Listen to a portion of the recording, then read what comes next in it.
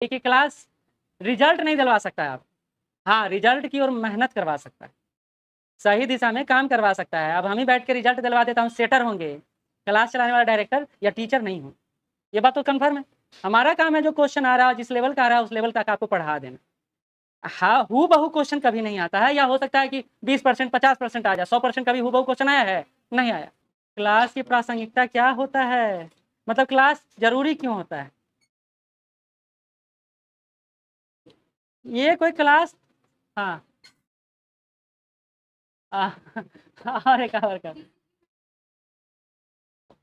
अपने, यानी एक तो बात है सही कि क्लास रिजल्ट नहीं दिलवा सकता है आप, हाँ रिजल्ट की ओर मेहनत करवा सकता है, सही दिशा में काम करवा सकता है। अब हम ही बैठ के रिजल्ट दिलवा देता हूँ, सेटर होंगे, क्लास चलाने वाला डायरेक्टर या टीचर नहीं हूँ, ये बात तो कन्फर्म है। हमारा काम है जो क्वेश्चन आ रहा है, जिस लेवल का आ रहा है उस लेवल तक आपको पढ़ा देना। हाँ हूबहू क्वेश्चन कभी नहीं आता है, या हो सकता है कि 20% 50% आ जाए, 100% कभी हूबहू क्वेश्चन आया है? नहीं आया। वो कंसेप्ट होता है और वो तथ्य होता है जो आपको पढ़ाया जाता है, और उसको आप पढ़ते हैं और वहां जाके टिक आउट करते हैं। हम ये कह दें कि हम आपको 100% एकदम करेक्ट वही क्वेश्चन लगा देंगे, तो ये संभव नहीं है। हाँ हो सकता है वो 85% हो, 80% हो, 75% हो, 60% हो, ये एक फॉर्मूला हो सकता है, लेकिन क्लास का सिर्फ काम पढ़ाना नहीं है, रेगुलरिटी मेंटेन करना भी। रेगुलरिटी मेंटेन मतलब होता है आप कल घर में बैठकर एक दिन तो बहुत जोश खरोश में बैठते हैं, दूसरा दिन फिर छोड़ देते हैं, तीसरा दिन छोड़ देते हैं, आज ये पढ़ रहे हैं, कल वो पढ़ रहे हैं, परसों वो पढ़ रहे हैं। हमारा काम होता है सीक्वेंस तरीके से पढ़ा देना, समाप्त कर देना और संबंधित क्वेश्चन को सॉल्व करवा देना, और आपको बता देना कि आप जो पढ़े वो क्वेश्चन आ रहा है और आप बना रहे हैं। हमारा ये काम नहीं है कि आपके बदले पढ़ के हम क्वेश्चन बना के और आपके दिमाग में चिप में डालें और कहें कि भैया आप कंप्लीट। ऐसा काम हम नहीं कर सकते, कोई नहीं कर सकता। जिसके यहाँ 50 लाख स्टूडेंट है या 5,000 स्टूडेंट है वो भी नहीं कर सकता, जिसके यहाँ 5 स्टूडेंट है वो भी नहीं कर सकता। हमारा काम है आपको चीजें, जब टेस्ट आर हो रहा है तो पढ़ाया हुआ है या नहीं, पहला बात। हाँ 100 में से 20 क्वेश्चन या 30 क्वेश्चन ऐसा हो सकता है जो पढ़ाया हुआ नहीं हो, वो आपके IQ लेवल पर निर्भर करता हो कि आप उसको कैसे सॉल्व करते हैं। ये भी काम हमारा है, इसलिए आपको टेस्ट करवाते हैं और उसका डिस्कशन करवाते हैं डे बाई डे। लेकिन आप ये कहें कि नहीं भैया क्लासेस सब कुछ हमको करवा दें, हम कुछ नहीं करें, तो वो संभव नहीं, वो इस जीवन में संभव नहीं है आपके। हो सकता है अगले जीवन में अच्छी पा रहा है तो उससे काम चल जाए, तो आप मानव नहीं रहेंगे, मशीन रहें। कल टेस्ट हुआ या डेली टेस्ट हो रहा है, क्वेश्चन आता है, आप कहते हैं क्लास हम करने से क्या फायदा, हमको नंबर नहीं आ रहा, तो हमारा काम है जो क्वेश्चन आया क्या वो क्लास में करवाए या नहीं करवाए, वो सेक्शन कंप्लीट करवाए या नहीं करवाए, या आपका ऐसे ही छोड़ दिए। तो हमारा ये करना है कि आप बताइए हमको कि हम कौन सा सेक्शन नहीं कंप्लीट करवाए।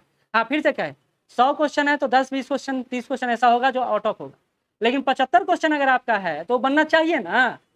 अगर वो नहीं बन रहा है तो फिर दिक्कत कहाँ है, या आप तलाशिए।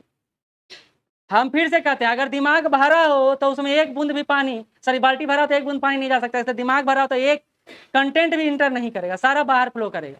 तो आपका पर्सनल बिहेवियर और प्रोफेशनल बिहेवियर जहां टैग करेगा रिजल्ट नहीं होगा या नंबर नहीं उठेगा। इसके लिए दोनों को सेपरेट करना जरूरी है, पारिवारिक जिम्मेदारियां और पढ़ाई की जिम्मेदारियां दोनों को एक साथ कीजिएगा, रिजल्ट नहीं होगा, जिंदगी में नहीं। क्योंकि परिवार संवेदनाओं का भंडार है और पढ़ाई कंटेंट का और कंसेप्ट का भंडार है। इसको रिजर्व रखिएगा तो वो रिजर्व छूटेगा, वो रिजर्व रखिएगा तो ये रिजर्व छूटेगा। और परिवार मतलब सिर्फ परिवार नहीं है, दोस्त यार साथी संग सब कोई शामिल है। लास्ट क्लास टाइम में आपका ये काम है कि जितना रैपिड तरीके से हम पढ़ा रहे हैं उतना ही रैपिड तरीके से आप रिवीजन करें, उतना ही रैपिड तरीके से आप टेस्ट दें और डेली चेक करें कि हम गलती कहाँ कर रहे हैं, और उस गलती को सुधारने के लिए हम हमारा प्रोसेस क्या है। हम 50 बुक पढ़ के कंटेंट सही नहीं कर सकते हैं, 2 ही बुक करके कर सकते हैं, लेकिन तब जब उसको अच्छे से पढ़।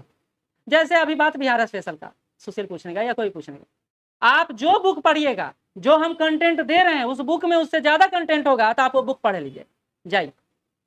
कोई भी बुक ABCD कोई भी बुक आपको उसमें ज्यादा कंटेंट दिखेगा तो पढ़ ली। कंटेंट देखिए, कहानी दिख सकता है, कहानी दिख सकता है लेकिन कंटेंट नहीं दिखेगा, ये चैलेंज के साथ बोल रहे हैं, क्योंकि मेरे पास सारा बुक, और हम जब कंटेंट आपका बना रहे होते हैं तो हम सारे बुक को एक एक बार पढ़ते हैं, उसके अलावा जो अपना कंटेंट है उसको फिर आपका ऐड ऑन करते हैं, इसलिए हर दिन नया नोट्स बना रहे हैं ताकि हमारे से कोई गलती ना हो जाए। दूसरा काम, करेंट इशू में जो जो हिस्टोरिकल व्यक्ति हैं आए हुए हैं या ज्योग्राफिकल जो स्ट्रक्चर वो है चर्चा में, तो वो भी आपको याद रखना पड़ेगा, इसलिए न्यूज़पेपर का सहारा ले रहे हैं और करंट अफेयर का सहारा ले रहे हैं। इसके बाद क्वेश्चन नहीं आएगा तब आप हमको बोल सकते हैं सर ये आया हुआ क्वेश्चन नहीं आया है क्वेश्चन, तब हम बोल सकते हैं कि हाँ ये दिक्कत है कि इसको बुक में दिया हुआ है सर, आप तो पढ़ाई भी नहीं की, ये हो सकता है ना।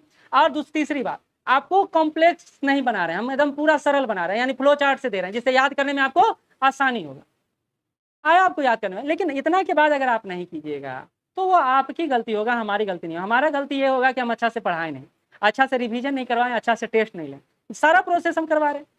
आप नहीं कर पा रहे हैं यानी इसका एकमात्र मतलब है कि आप 100% पढ़ाई को नहीं दे रहे। हम लोग जीवन में जिसको 100% देते हैं वो मिलने का चांसेस ज्यादा रहता है, आपको कम है क्योंकि आपने नहीं दिया। हर चीज में शिकायत से काम नहीं चलेगा। आप मेरी गलती बताएं, हम आपकी गलती बताएं। हमारी गलती ये हो सकता है कि हम पीछे थोड़ा सा स्लो चलें ताकि आप लोग ज्यादा पढ़ पाए। अभी कहते सब टाइम ही नहीं मिलता है। कैसे नहीं टाइम मिलता है?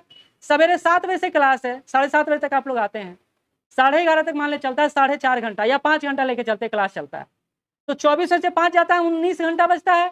19 घंटा में 2 घंटा व्यक्ति दैनिक क्रियाकलाप करता है, 17 घंटा बचता है। 17 घंटा में 6 घंटा इंसान सोता है। आप जैसा इंसान 6 घंटा भी सो सकता है, धीरे धीरे 5 घंटा करना होगा। 11 घंटा बच्चा, मान लेते हैं 10 ही घंटा बच्चा, 3 घंटा दैनिक क्रियाकलाप के, खाना पीना खाए। 10 घंटा में मान लेते हैं आप 8 घंटा पढ़े। क्या 8 घंटा पढ़ रहे हैं या नहीं पढ़ रहे हैं? और जब नहीं पढ़ रहे हैं तो आप, और 8 घंटा पढ़ने का मतलब फिर से सुन लीजिए, 12 घंटा बैठना होता है, क्योंकि 8 घंटा के बीच में मोबाइलों बजता है, यहाँ भी घंटी बजता है, यहाँ भी सब याद आते हैं। सारे जान पहचान और प्यार करने वाले लोग पढ़ाई के समय आपके सामने आते हैं, सारे लोग, और कहते हैं कि भैया हमको याद किए हो कि नहीं किए हो अभी तक। अगर वो काम में लिप्त हैं तो आप 8 घंटा, तो 8 घंटा नहीं पढ़ पाएंगे। इसलिए लास्ट टाइम में बोला जाता है 3 महीना बचा है, मोबाइल त्याग करिए, जो मेन काम है वो कीजिए।